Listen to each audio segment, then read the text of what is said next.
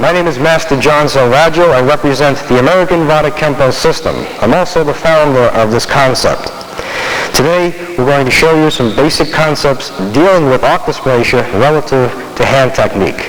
I hope you enjoy this video, and I hope you get a good education from it. Okay, let me tell you a little bit about the system. The system originally developed in Tibet. From Tibet, it was carried into northern India by a fellow by the name of Vadha. And this individual taught a sect of Indian monks, and they spread the system out throughout the country of India. At that time, the system was called Vajrarusti, an Indian word which means a promise of enlightenment, starting from the basic principle of the physical concept, developing into the mental concept, and ultimately escalating into the spiritual level. From India, it was carried into China and was taught to Shaolin monks. Contrary to many people's belief, at one time the Shaolin monks were just basically a religious group, knew nothing about the concepts of hand-to-hand combat. When Vadha instructed the Shaolin how to utilize these hand-to-hand and feet concepts, they broke off into sects and copied the movements of various animals, such as the praying mantis, the white crane, the snake, and the dragon. From there, it was spread pretty much throughout the world, into Japan, Korea, Europe, and finally into the United States. To the best of the history of any found knowledge, there was one particular system in Japan that was probably pure in form only, and that's jiu-jitsu.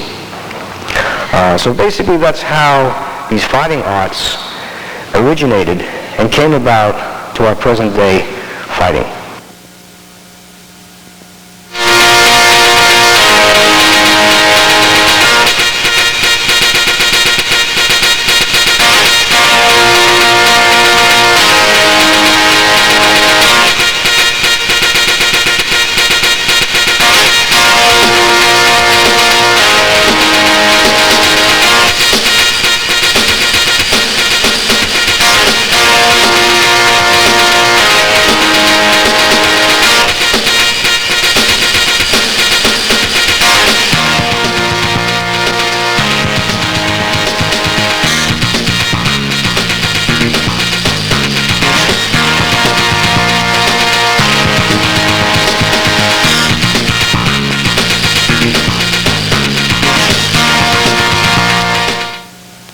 I'm going to show you the basic principle application of the way we throw punches relative to the way we defend against our opponent.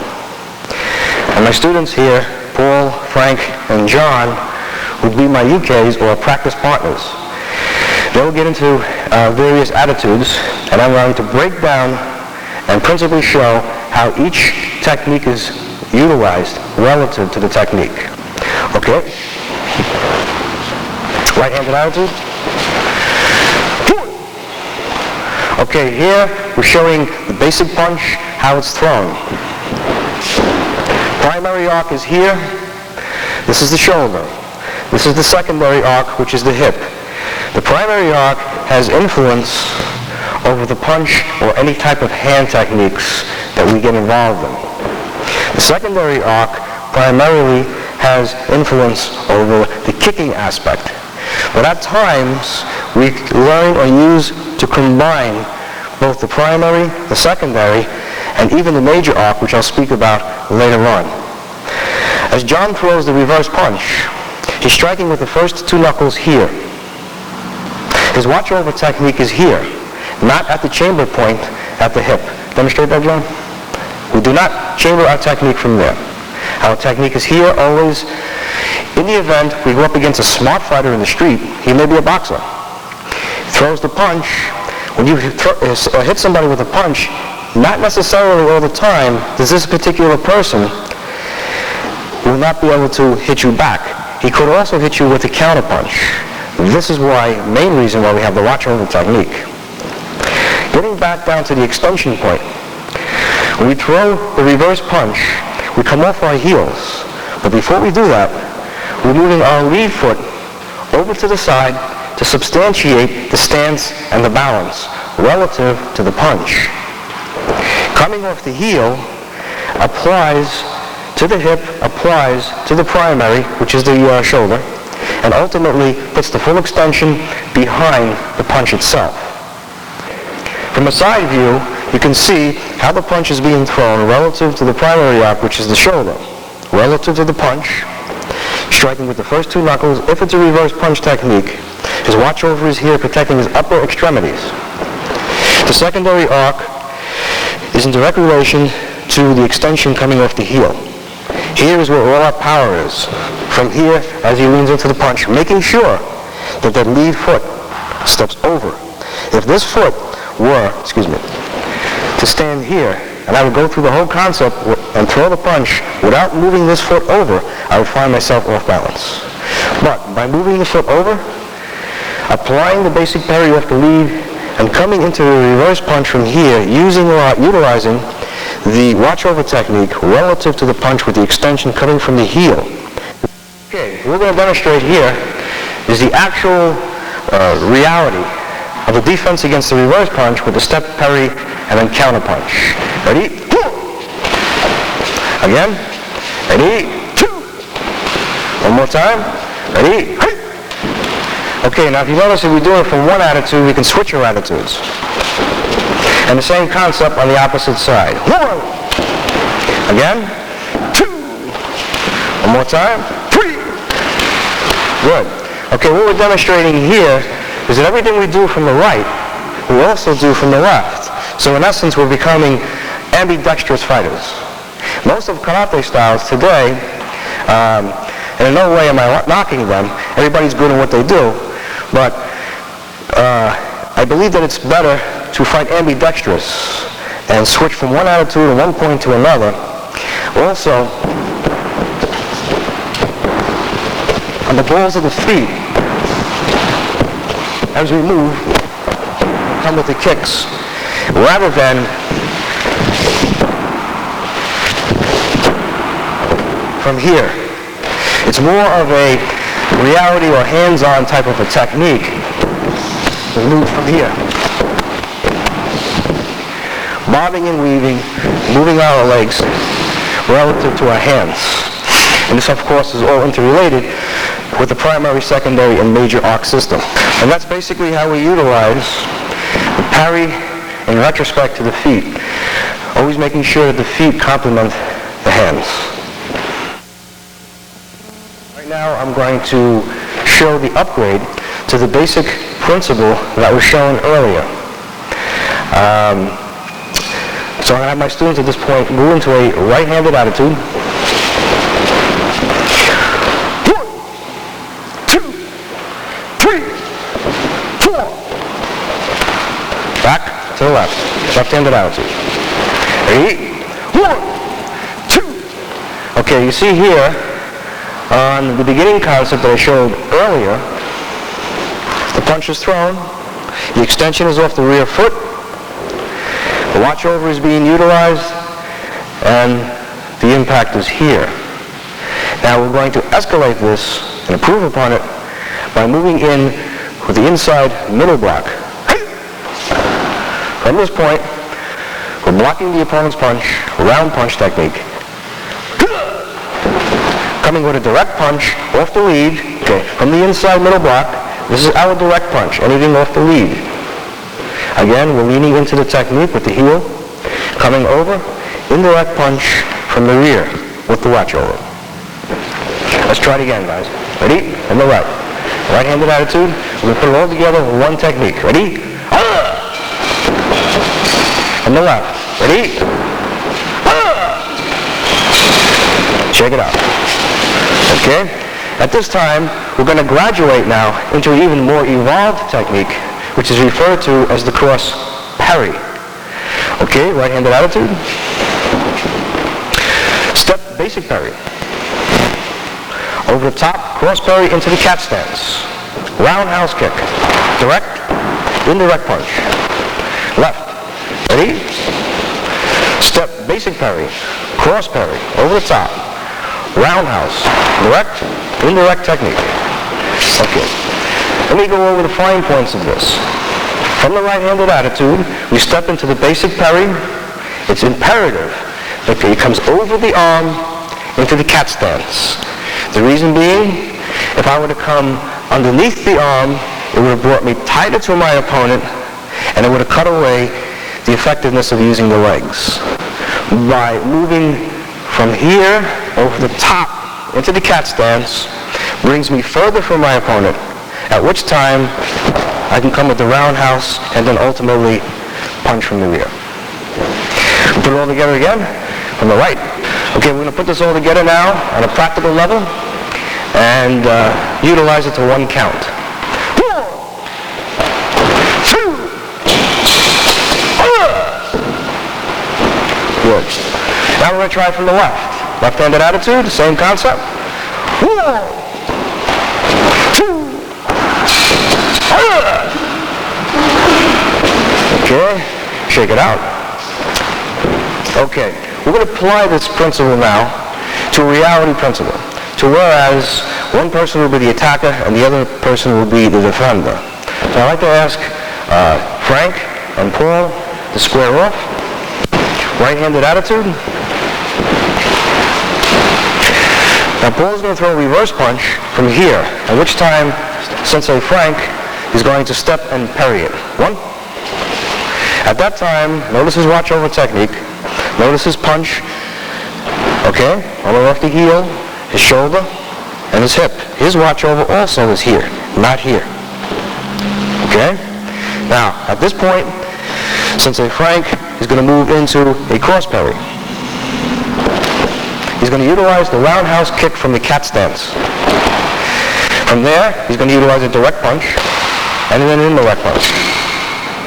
Okay? If you notice, when we utilize these principles, for the most part, we're not where he throws the punch here, or if he throws a round punch, it's hard. Power against power, only striking within the inside fighting zone. We like to utilize principles dealing with, for the most part, not all the time, but for the most part, striking on the outside fighting zone, which would be these areas. So as he throws the reverse punch, from here, roundhouse, direct, indirect punch. At this time, we can take them even to a further principle by utilizing the major arc. This is the primary, this is the secondary, this would be the major arc that extends into the floor. I can do it many different ways. One way would be coming underneath his primary arc, locking his primary. He tries to move into me, his primary arc is locked. In which case, I slip my arm back out, keep pressure on the primary, at which time moving in from here. Okay? Making sure that the palm of my hand is facing the ceiling. And I complete the technique with a finishing. Okay. Before we get into any further concepts, I'd like to first point out the basic principle of arcs in our system. It's called arc dysplasia. The first one is the major arc. It extends from the top of the head and goes all the way down into the floor. So this controls primarily the whole body of your opponent. The primary arc is the two shoulders. This will control primarily most of the techniques emanating from the arms and the hands. The secondary arcs are located at the hips. They again will play a role in retrospect to the legs and feet. But there are times in an actual fight or an actual offensive-defensive situation where we'll combine the major with the primary maybe with the secondary, so on and so forth. Okay? Similar to what we just did in the right-handed attitude, from here, he threw the reverse punch. Now I'm taking the advantage of the primary arc by utilizing and manipulating the punch out of my way. Okay? By coming underneath, I'm now combining the major arc with the primary arc. Locking his primary arc here, enabling him to come with anything from this direction.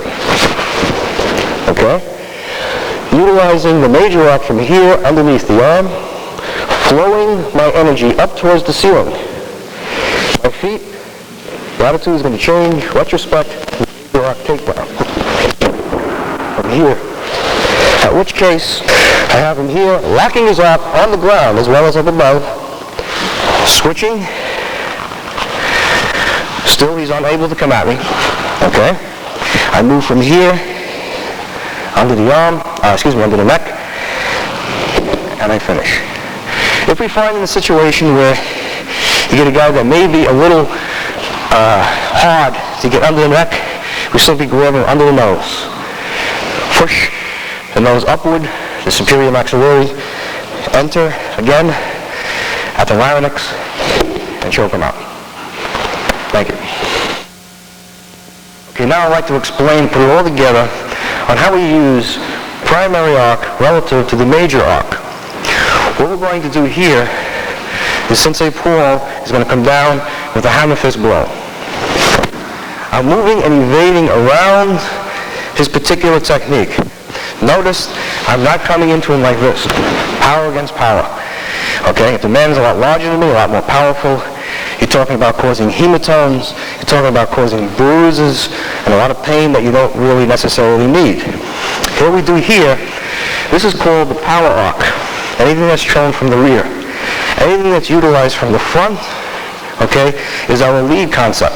Not as powerful, okay, usually back fists are thrown from it, or straight punches, okay. They make their mark, but not as intensely as most of the techniques that would come from the power arc from the rear. As you would come down with this technique, notice how we're moving around him. At this point, you can see how off balance he is. Okay? This is what we want to take advantage of. So as he throws the technique, I'm moving here, I'm chopping to the temple, I'm coming with the back fist, I'm elbowing into the rib cage, I'm spinning elbow to the face. At this point, the guy is pretty much out of commission, but we want to finish him.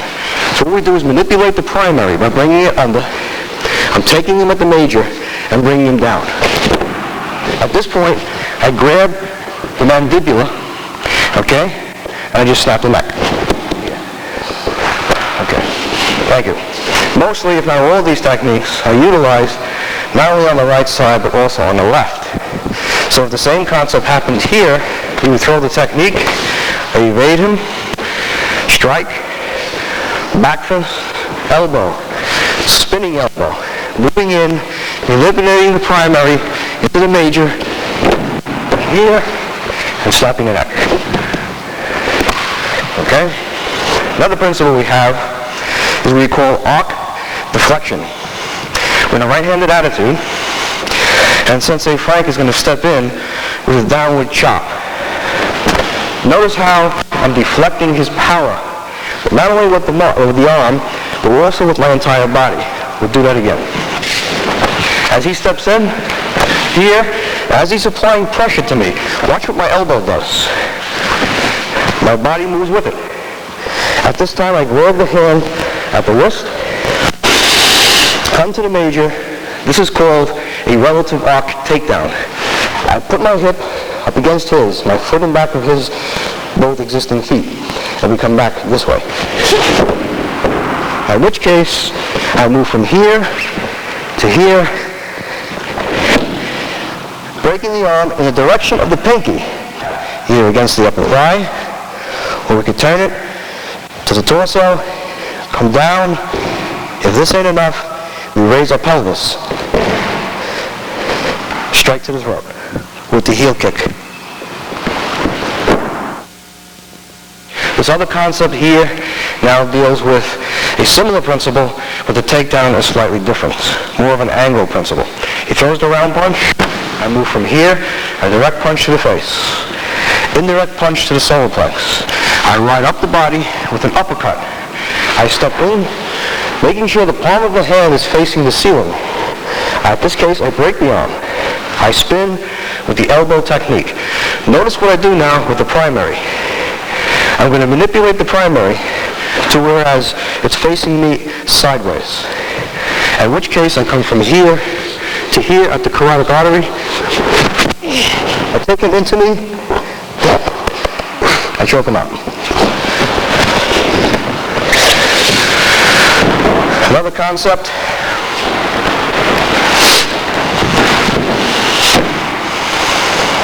We're in a right-handed attitude. He throws the reverse punch. I move from here. Let me demonstrate that again. As the punch is thrown, his primary weakness is at the full extension of the punch. With 2 fingers, I can push down on him. He cannot come up. That's his weak point. I'm going to take advantage of that. As he comes, here, this is called an inside engulfment. I'm going to follow through with a back fist to the face.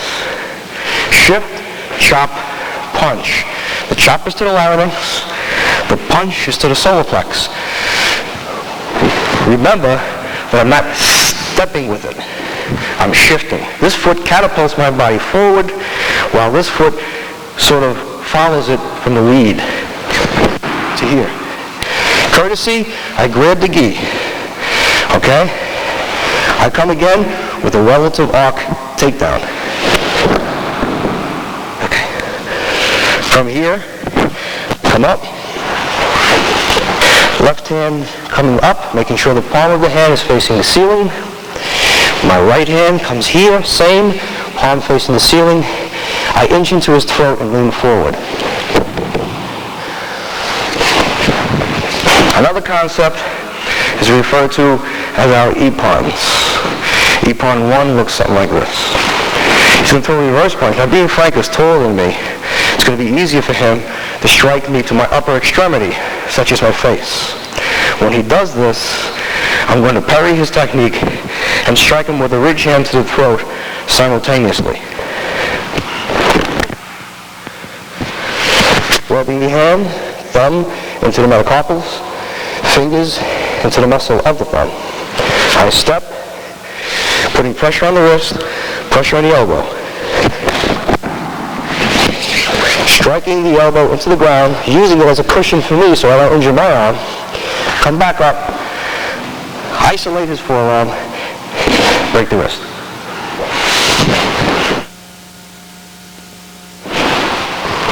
Okay, next concept is Epon 2. Now, unlike Epon 1, where you basically evade the person's strike and use a yielding principle against them, what we're going to do here is accept the blow, but again, gravitate away from the power arc, and then follow through with the rest of the technique. Striking to the eyes, stepping over, breaking the arm. Left hand is knee wrist, the right against the elbow. In which case, I bring the right to the wrist, the left underneath the elbow, so the palm of my hand is facing the ceiling. I step back out. I feed the hand from the right hand, if I'm in a right-handed attitude, into the left with a wrist lock. The thumb against the metacarpals, the fingers against the thumb, muscle of the thumb. The right hand is placed on the tricep, and this is called tricep manipulation. So whereas he tries to get up, I'm putting pressure on the wrist as well as the tricep. At which time I can manipulating to the level that I want, coming a roundhouse kick to the head, elbow between the 2 shoulder blades. This area is called the thoracic vertebrae. In which case here, I come around underneath the throat, other hand locks in. But for safety reasons, I'm going to hold Sensei Paul by his belt. If I were to go back with full force, his neck would snap like a piece of celery. So I'm going to go back nice and easy, just to demonstrate the technique. Lock my knees against his body and put pressure.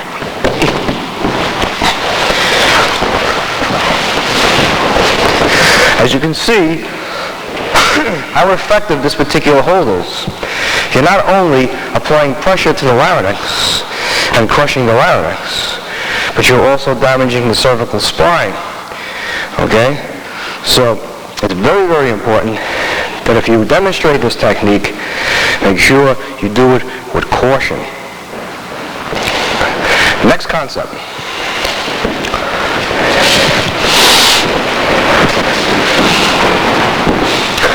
From the right-handed attitude, he throws the same round punch. Again, I go to the eyes, tiger claw, underneath the tricep, where it meets the elbow. At the same time, my left hand is pushing down on the wrist, causing an opposite reaction. I then grab with both hands his wrist. I come under. Now watch my right foot. I'm stepping all the way out, passing his arc concept, drawing his arm up towards the ceiling. Okay, from this point, putting pressure on the rotor cup, coming back around, over, around, manipulating his arm to here, striking to the throat, inching around the neck. Palm of the left hand is facing the ceiling, palm of the right hand is facing the ground. Now, for safety reasons, I'm going to place the back of my hand on his spine as I take him backwards. Okay? Safeguarding my opponent, locking my legs around his lower torso, grabbing him here, and coming up towards the ceiling as I turn.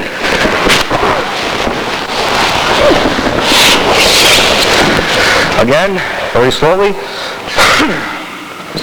Here, here, here, here, manipulating as I'm coming to the major arc. Coming behind him. Left palm to the ceiling, right palm to the ground. To safeguard him, the back of my hand is against his spine. I take him back slowly. Wrapping my legs around his lower torso, coming up in a turning position with my hands, choking him out. The next principle, again, I wanted to focus in and talk specifically about the primary arc and how we can use this against our opponent while we're standing up in the punching range and while we take and finishing our opponent ultimately on the ground. He's going to throw the reverse punch. Now, unlike most of our parry techniques, where the foot is opposite the punch, we're moving in to the direction of the punch. Watch again. He throws the punch, taking from here and moving him in, crowding him here, and enabling him to move over from this point. Okay? In which case, I spin elbow into the ribs. I spin elbow again into the ribs. I grab the wrist, which is an extension of the primary, isolate the shoulder, step in back of him, and step in the back of his knee, driving him into the ground. At this point, my hand is placed on his elbow towards the ceiling. My left hand. My right hand is on his wrist. I inch my body nice and tight up into him, and I drive the arm into the shoulder, which is the rotor cup, causing pain and restriction. Okay, we'll put it all together in a fast sequence. From here.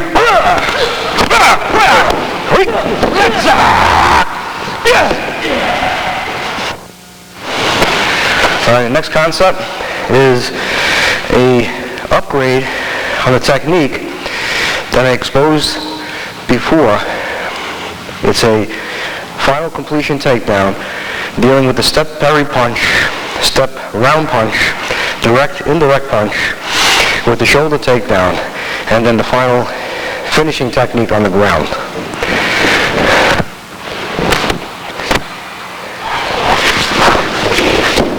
Turn to show the angle of the position that I'm in relative to the camera.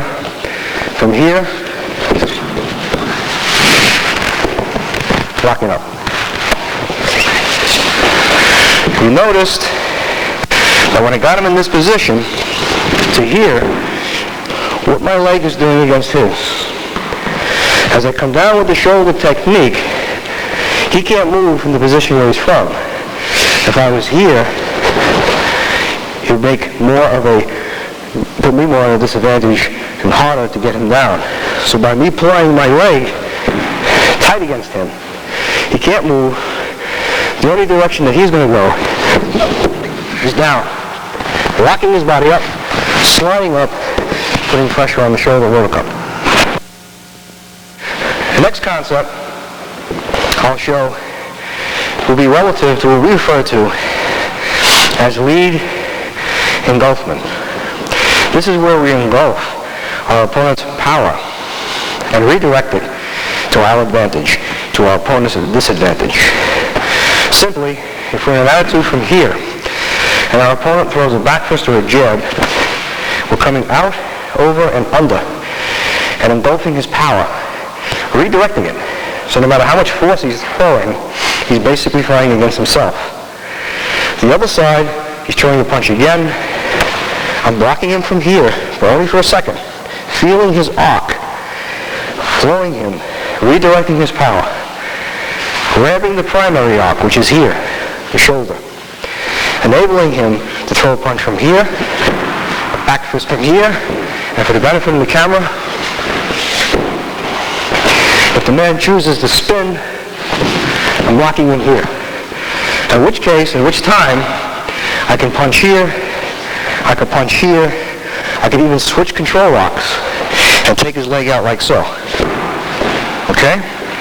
Another principle, as far as a full, complete takedown on the ground, he throws the same technique here, the same technique here, I move him up. His flow now is going towards the ceiling. My thumb in the inside wrist, my fingers outside on the metacarpals of the hand. I'm coming around, driving his elbow into my upper torso and putting pressure on his wrist as I drop with him to the ground.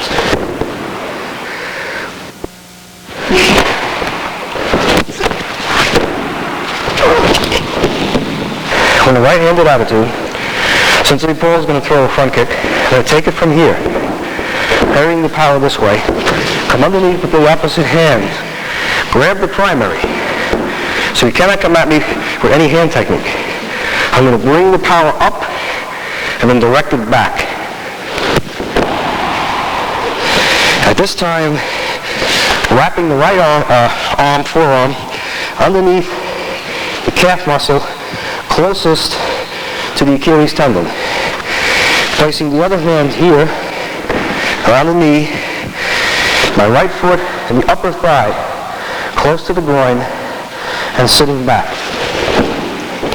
Normally, the reason why, again, I'm grabbing here is because as I inch back, I'm putting a safeguard on his ankle. But ultimately, I would drop from the standing position and snap the ankle. I'll go through this concept again on a moderate speed, or even slower than moderate, so you can absorb the technique. As he comes with the front kick, I parry from the outside and come underneath, flowing my energy up towards the ceiling and directly back.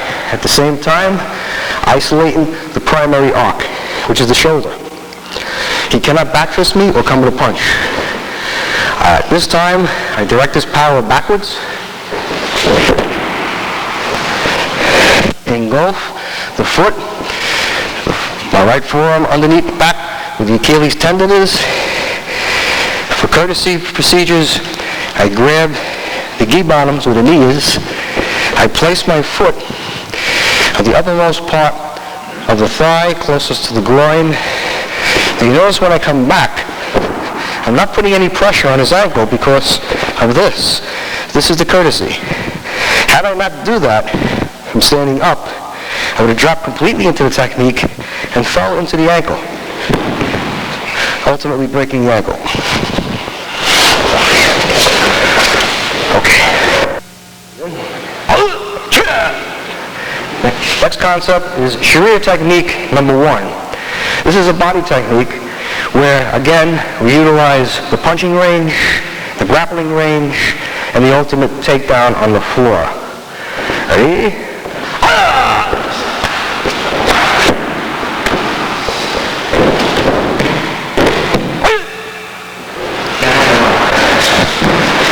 Again, I like to emphasize that these techniques are to be done on the right-handed attitude, into the right-handed attitude, as well as the left-handed attitude. Left-handed attitude.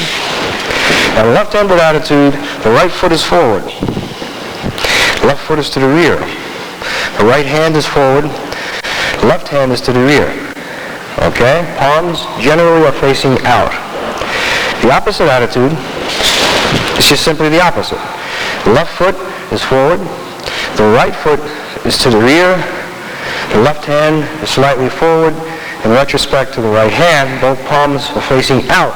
Okay, at this point, the upper head is facing downward slightly. The eyes are focused on the chest. And you have a better perspective by looking at a man's chest as far as his overall peripheral vision, rather than looking at any other part of his body, especially the face or eyes.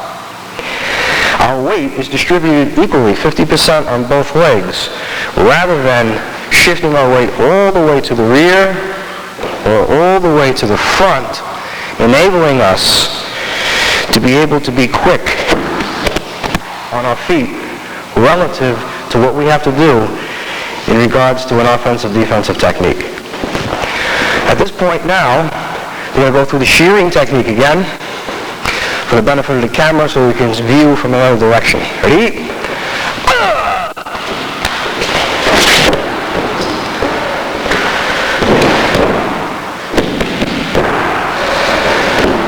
I'll explain it now in detail and break it up on how it's done. From the right-handed attitude, he throws the punch, it's blocked, striking to the face. He comes with the rear sweep takedown with this leg in the back of his, grabbing his upper shoulder, his lower arm or wrist, moving his leg to his rear, moving his shoulder to John's rear. Rear sweep takedown. At this time, he kicks to the back, puts the arm in the opposite hand, comes around the neck, kicks the neck, sits straight down, inches nice and tight up against him, locks his thighs against the arm, and again, as I showed prior, he's going to bend the arm relative to where the pinky is facing. Okay. Then he comes and finishes him off with a heel kick. Handed attitude. Now we're going to go into what is referred to in the system as attack pattern number 1. Now, overall, for most of your fighting arts or martial arts systems, they very rarely spend any time, if any, on attack measures. We have attack measures, and this is one concept where we react rather than wait for our opponent to come at us. By doing this, sometimes puts you in a situation of a more advantageous concept. Ready? Left. Okay, right. Put the sweep into it. Ready? Left.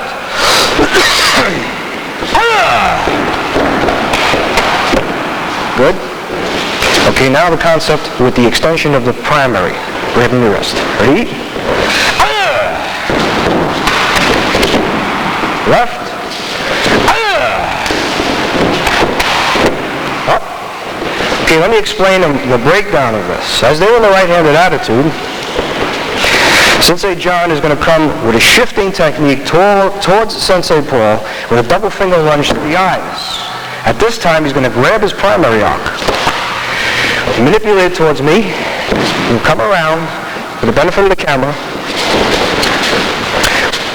punch him to the head, punch him to the body, switch control arcs, and sweep. What's done on the right as well as the left-handed attitude. The upgrade or B phase to this would be right-handed attitude. He captures the wrist. He's going to follow through with the sweep. Okay. The next concept is dealing with phase 1 of the 3-phase parry. We're exposed mainly to phase 1, which is a basic phase. Okay, we're going to do it fast. And then we're going to break it up slowly. Ready? Okay, left.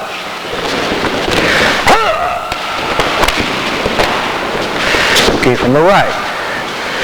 Now, we break it down slowly. This is what it looks like. Throws the punch, it's parried. Punches to the ribs. Sensei Paul steps up, back fist to the head. Notice what he's doing with the primary arc. He does this to prevent Sensei John from coming at him at that direction. From that point, he comes, he spins. Now notice how he pays attention to the leg. Being he's throwing an extension punch, his leg would be here. If he would have stepped into it, the leg would not be in there. He's going to step around the kick with the leg and punch ultimately to the rib cage. Okay? Okay, what we're going to go through now is phase one of the three-phase parry. We did it on a basic breakdown. I'm going to put it in a fast mode and then break it down to a slower mode, but we're going to increase a little bit of a involvement of technique here, where one person is going to be initiating the technique and the other person is going to be defending against him. From the right. This will be fast speed. Okay. From the left.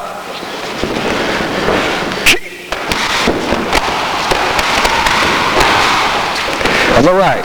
Now we're going to slow it down a little bit. To throw the punch, he parries it. As he throws the punch to the rib cage, Sensei John is going to utilize a downward parry. This is a yielding technique, not a resistance technique. Now a back fist is going to be utilized, a spinning chop is going to be utilized, and then finally a reverse punch from the rear, in which case Sensei John is going to move in with a low parry, back fist from here, grabbing the control arc and punching to the body.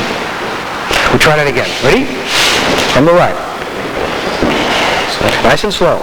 Step parry, punch, he deflects, he blocks, he moves in, back fist, control arc, punch. Very important to utilize the control on the primary shoulder or arc. Okay? So now, thank you for watching and absorbing the material, both on a basic and principle level. This is to show the martial arts enthusiast what our system can offer. Thank you.